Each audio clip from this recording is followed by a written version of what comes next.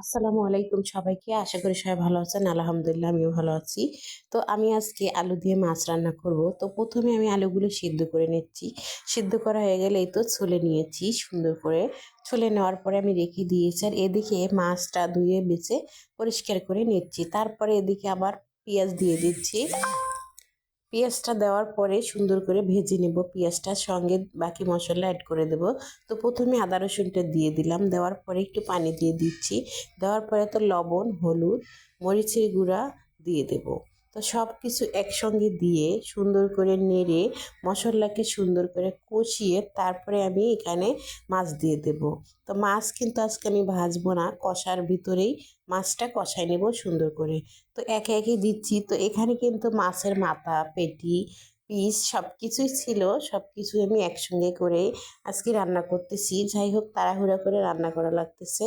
কারণ হচ্ছে যে ছেলে মেয়ের স্কুল যদি চালু হয়ে যায় তখন মারা এরকম একটু চটপটে শিখে যায়। তাই তো আমি একটু চটপটে করার চেষ্টা করতেছি। তারপরে এই তো মাছটা সুন্দর করে যখন কষা হয়ে যাবে তখনই এখানে কিন্তু আমি আলুগুলো দিয়ে দেব। তো এই তো মাছটা আরেকটু কষাই নেব। এদিকে দেখাই দিচ্ছি, দেখুন আলুগুলো ছিলে নিয়েছি। যে এই যে আলুগুলো কিন্তু আমি গোটা গোটা দেবো না, এভাবে ভেঙে ভেঙে সবগুলো দিয়ে দেব।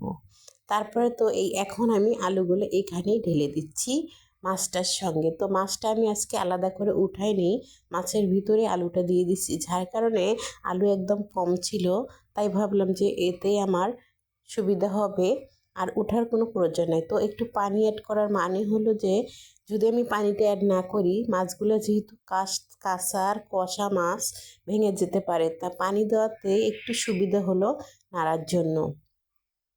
তো এই তো দেখুন, এখন কিন্তু আস্তে ধীরে নাড়তে হবে, বেশি তাড়াহুড়া করলে মাছগুলো কিন্তু ভেঙে যাবে।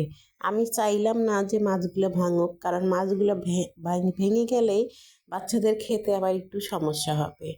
যাই হোক, কাটাটা যদি হয়ে যায় তখন তরকারি খেতে খুবই কষ্টকর হয়ে যায়। সেটা আমার ঘরের আমার ছেলে মেয়ের বাবারও কষ্ট হতো। যার কারণে আমি এভাবে আস্তে ধীরে কাজ করার চেষ্টা করেছি। পরে এখানে দিয়ে দিয়েছি একটু ধনে আর জিরা গুঁড়া করে রেখেছিলাম, যে ওগুলোই দিয়ে এখন আমি সুন্দর করে মিক্স করে নিচ্ছি।